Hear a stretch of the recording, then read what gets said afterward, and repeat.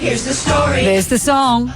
You know what? It'd be pretty cool to be called one of the most loved characters in television history.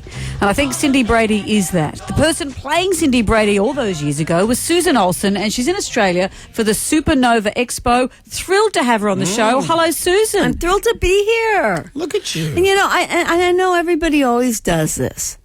Oh, I love, whatever town they're in, wherever. I have to say, as a kid, I thought that maybe Australia would be the place for me because I love the animals here and everything's just a little bit more casual.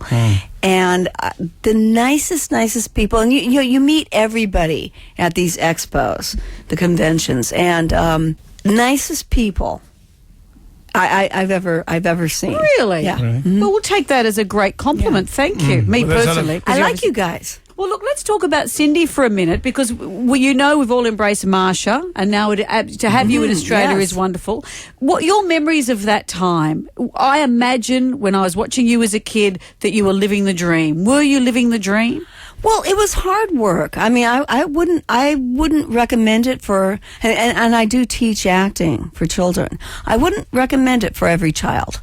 You had to have a certain work ethic. We definitely were working a 40-hour week, which included our schoolwork. But I mean, to me, it was wonderful. It's exactly what I wanted to do. And we were all like family. So we got along very, very well. We had wonderful TV parents, and as well as our own parents. Robert Reed and Florence Henderson and Amby Davis were magnificent to work with.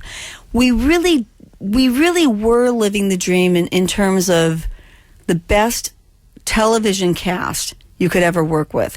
And in fact, we would get people that would guest star on our shows didn't want to leave. They wanted to stay forever because it was such a happy set. It seems that you all relied on each other so much, which is where all those romance stories came from. I know that you and Bobby, it was you and Bobby had a bit of a pash in Tiger's... In Tiger's Doghouse. Yeah, that's right. That's why they kept it after Tiger was long gone. It was just so we had a place to make out. Really? Listen to me, I'd believe anything. Yeah, you No, he Going on left with it. me for Eve by the second season because she was getting boobies. Oh. Yeah. But as soon as someone gets boobies, that's it. But it That's it, does yeah. sound a little You can't compete with incestuous that everyone... You seem so close. What else that everyone- could we do? Yeah. We were all... we were sequestered. We were on the Paramount lot. And, we were like the only kids we saw until we... And what's... I think is amazing about us, it never happens these days. When we went back to living our civilian lives, we went to regular schools. We went to regular public schools where everybody else went. And that never happens these days. This series really only went for a couple of years, didn't it? We have the impression that you... Well, it was did it for 5, years. but it Oh, kept okay. coming back. Yeah. There was the Variety Hour, which I co-wrote a book about. Because it was voted the 4th worst television series in TV history. And I can't believe that they found 3 others that were worse. You would have heard a lot of rumours about yourself. What is the strangest rumour that you've heard about yourself? Well, rumors about my death are just extreme exaggerations. Because you're alive. There's long been a rumor that I got into porn. Did you? I actually did. But I did one job. Is that the genre? I grew up, okay, you ever seen Boogie Nights? Yes. Yeah. Okay, that's where I grew up. That was the San Fernando Valley. Right. Okay, I had, many years ago, I had a synthesizer because I was in a band. I was a kind of sort of musician.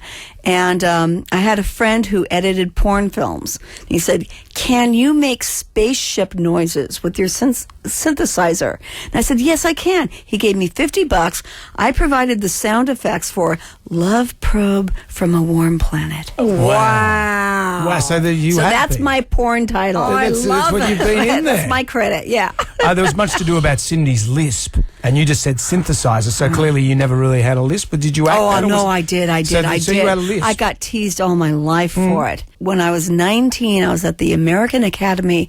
I can still hear it. That's why I always keep one headphone askew because I hear it. To me, it sounds like cymbals crashing every time I do an S sound. But every single season, I thought I'd gotten rid of my lisp, and I'd hear the show. I'd watch the show, and I could hear my lisp, and I'd cry.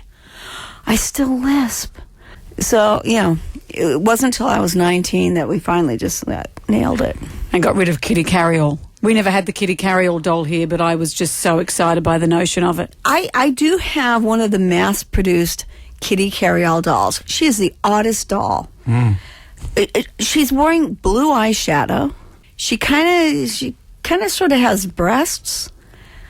She's just the weirdest doll. I never understood any appeal to this doll, and but I wasn't into dolls. I was a tomboy. Well, you better keep that away from Bobby. You would have taken it into Tiger's doghouse. Well, Tiger was into Kitty Carryall. He loved her. That's the He porn took film her I off to saw. his lab. Did you provide the synthesizer for that movie? I sure bump chicka wow wow. Yeah. Susan, it's great to see you. Thank you for coming in. Thank you. I tell Thank you for what, you having are me. going to be amazing to see at any of these supernovas. If you can get there, supernova.com.au for details. Susan, thank you for joining us. Thank you.